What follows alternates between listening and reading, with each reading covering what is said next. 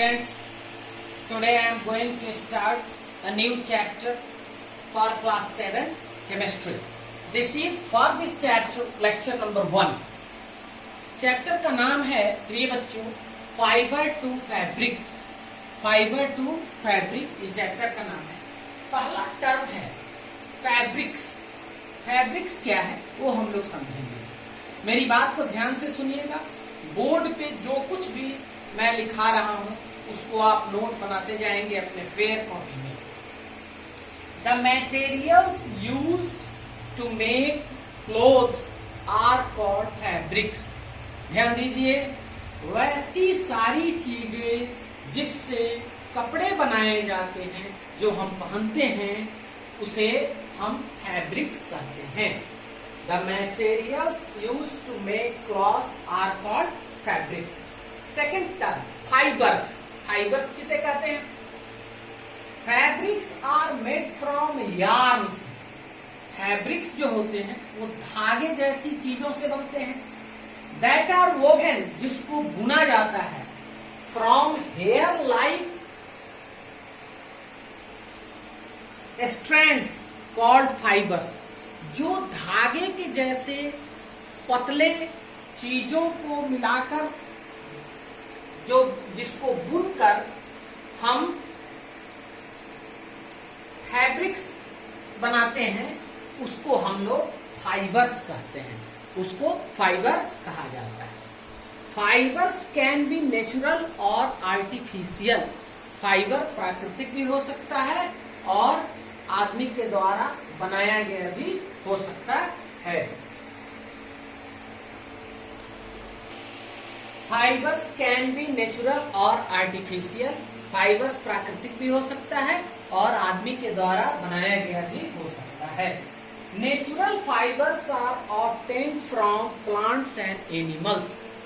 जो प्राकृतिक फाइबर्स होते हैं वो हम प्लांट से और एनिमल से प्राप्त करते हैं. आगे हम बहुत सारे डिटेल में इस सब के विषय में जानकारी करेंगे. जैसे ऊल जो है वो एनिमल से प्राप्त किया जाता है और सिल्क जो है वो सिल्क वर्म एनिमल से ही प्राप्त वो किया जाता है. उसके विषय में हम लोग बात करेंगे. नेचुरल फाइबर्स, अब जैसे कॉटन देखिए, कॉटन जो है वो नेचुरल फाइबर है जो हम लोग प्लांट से प्राप्त करते हैं.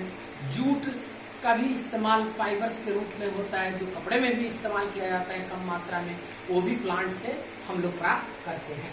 तो जो नेचुरल फाइबर्स होते हैं वो या तो हम लोग किसी एनिमल से प्राप्त करते हैं या किसी प्लांट से प्राप्त करते हैं. Artificial fibres are made from human. और जो आर्टिफिशियल फाइबर्स होते हैं वो आदमी के द्वारा तैयार किया जाता है, बनाया जाता है.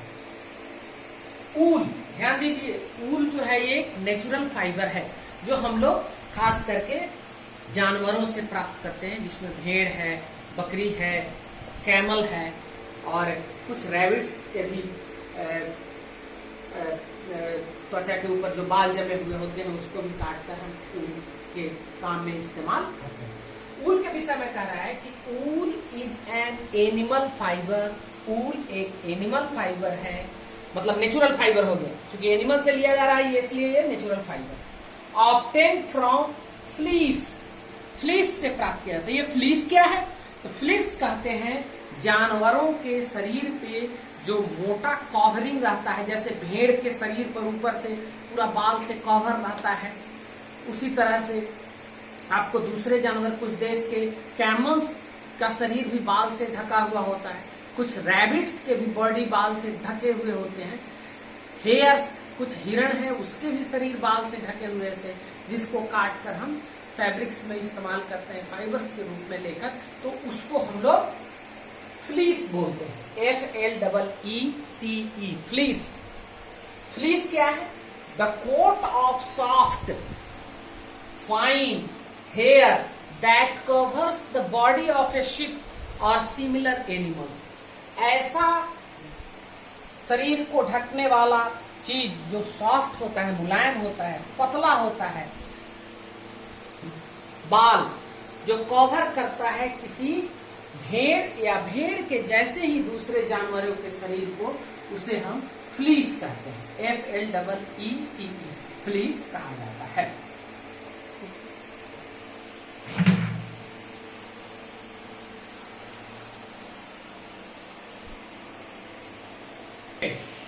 प्रिय बच्चों, ऊल fibres trap air.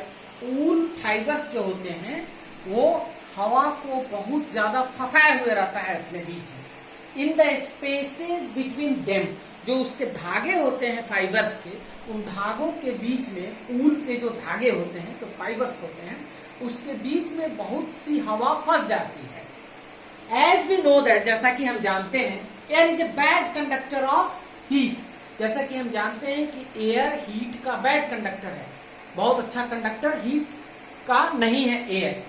As we know, air is a bad conductor of heat. This prevents the loss of heat from the body of animals and men. तो अगर कोई ऊल का कपड़ा पहने हुए हैं, उलन स्वेटर वगैरह, कोट वगैरह अगर पहने हुए हैं, तो उसके बॉडी का जो टेम्परेचर है वो बाहर इन्वायरमेंट में नहीं आ पाता है, उसका हीट लूज नहीं हो पाता बॉडी से, जो क्या करता है, which helps keeping the body warm, जो जाड़े के दिनों में हमारे शरीर को गर्म रखने में हमें उलन कपड़े बहुत मदद करते हैं। और यह गुण उसमें क्यों है? क्योंकि उसके फाइबर्स के बीच में बहुत सा जगह रहता है जिस जगह में हवा फंसी हुई होती है। और जैसा कि हम जानते हैं कि हवा बैड कंडक्टर ऑफ हीट है और वह बॉडी के वार्म को बाहर नहीं जाने देता है। Characteristics of wool fibre. Wool fibre के कुछ गुण हैं, क्या है? It appears mostly creamy white in colour. यह क्रीमी व्हाइट होता है colour. It does not wrinkle easily, बहुत जल्दी यह रिंकल नहीं होता है। It is durable and elastic, यह बहुत टिकाऊ होता है और लचीला होता है। It is a bad conductor of heat, यह हीट का बैड कंडक्टर है। It absorbs moisture to a great extent, और यह मॉइस्चर बहुत अधिक मात्रा में एब्जॉर्ब करता है। ये ऊल फाइबर्स के कुछ कैरेक्टरिस्टिक्स है जो आपको बताया गया है।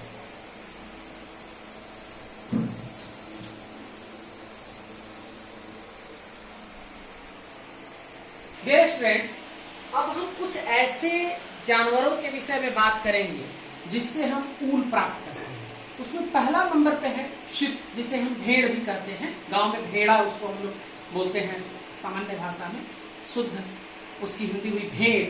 भेड़ से हम बहुत अधिक मात्रा में ऊल प्राप्त करते हैं, ऊल फाइबर प्राप्त करते हैं। इसके विषय में क्या करा है सुनिए। Sheep are the main wool yielding animals. Sheep दुनिया में सबसे ज्यादा ऊल देने वाला जानवर होता है। Two types of fibers are obtained from the fleece of sheep. दो तरह के फाइबर्स भेड़ के बालों से प्राप्त किए जाते हैं। पहला है द कोर्स ब्रेड हेयर, ये थोड़ा मोटा होता है, कोर्स ब्रेड हेयर। और दूसरा है, यह मोटा भी होता है और थोड़ा सा खुरदुरा भी होता है। The soft and fine under hair that usually grows close to the skin. और दूसरा है जो सॉफ्ट होता है, बहुत पतला होता है, वो अंडर हेयर होता है, usually grows close to the skin, जो चमड़े के बहुत करीब उगते हैं। एक नोट है बेटा, the best and finest wool is obtained from the merino sheep. Merino sheep से सबसे अच्छा और सबसे पतला ऊल प्राप्त किया जाता है, जिसके कपड़े को बहुत तवज्जो दिया जाता है और बहुत महंगा बिकता है। मैरिनो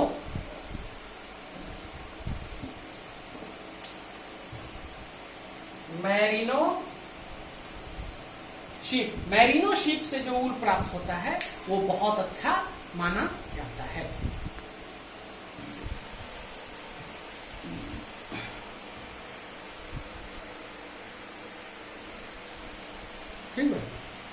प्रिय बच्चों, दूसरा एनिमल जिससे हम ऊन प्राप्त करते हैं वो है गोट, बकरी जिसे हम कहते हैं। Wool is obtain from the under fur of some goats. उसके पेट के नीचे, गोट के पेट के नीचे जो कुछ फर होते हैं, जो उसके बाल होते हैं, उससे हम लोग ऊन प्राप्त करते हैं। द अंगूरा एंड